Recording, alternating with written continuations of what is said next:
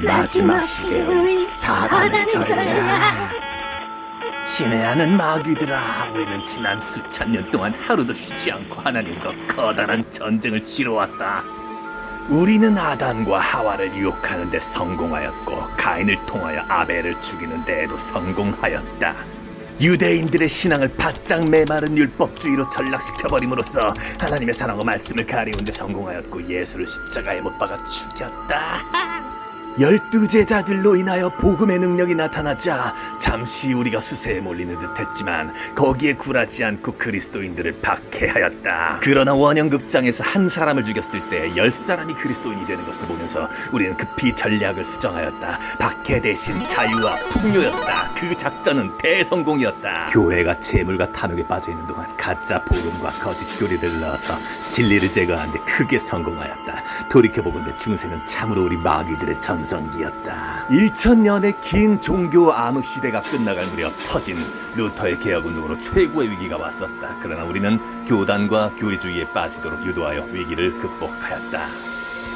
이제 우리는 마지막 시대에 돌입하였다. 이제부터 시작되는 전쟁이야말로 우리 모두의 운명이 결정날 것이다. 어떻게 하면 이 전쟁에 승리할 것인가? 우리는 더 이상 사람들이 교회로 몰려드는 것을 막을 필요가 없다. 이미 세속적 정신과 비진리로 인하여 복음의 능력을 잃어버렸기 때문이다. 또한 그들의 기도도 막을 필요가 없다. 왜냐하면 그들의 기도는 세속에 깊이 몰입되어 있기 때문이다.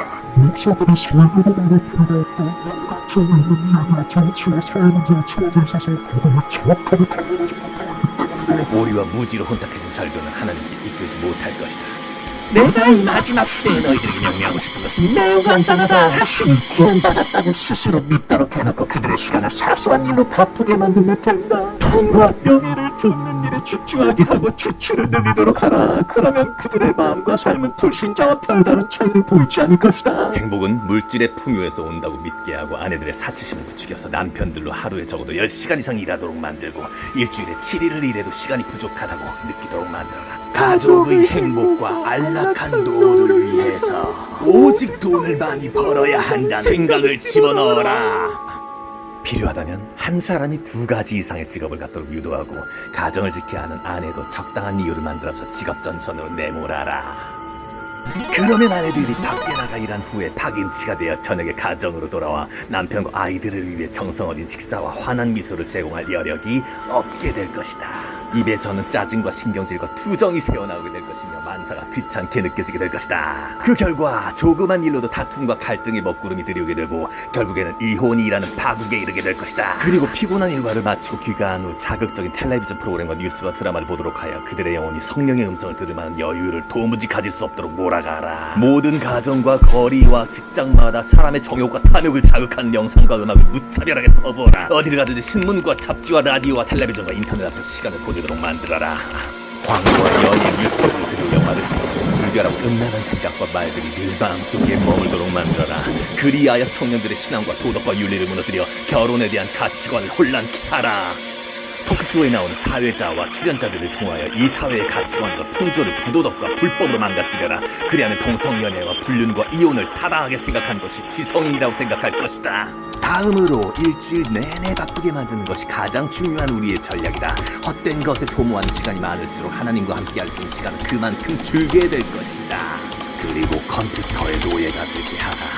초고속 통신망을 연결시켜 날마다 흥미로운 광고와 음란한 이메일을 무수히 보내고 각종 정보와 스팸 메일을 퍼부어 정신을 혼미하게 만들어라. 또한 모든 사람들이 휴대폰을 갖고 다니는 풍조를 유행시켜서 마음과 정신이 고요한 가운데 하나님의 은혜를 구할 여유를 전혀 주지 마라.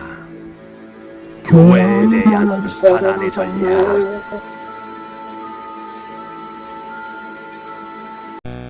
만일 이런 함정에 빠지지 않다면 그들이 다니는 교회를 이용해라. 교인들 사이에 불화와 다툼이 멈추지 않도록 하여 영성훈련과 제자훈련을 할지라도 하나님과의 개인적인 관계가 맺어지지 않도록 만들어야 한다. 그렇게 되면 은혜와 거룩함이 점차 파괴될 것이며 교회는 교인들의 숫자를 늘리기 위한 각종 프로그램들만 양산하게 될 것이다.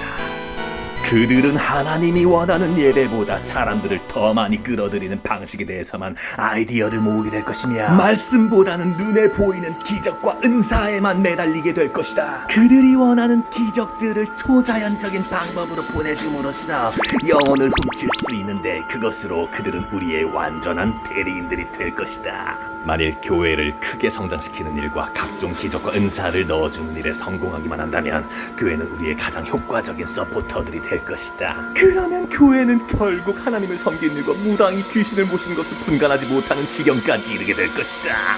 또한 교인들에게 정치적 문제와 사회적 이슈에 집착하게 만드는 것도 좋은 방법 중에 하나일 것이다.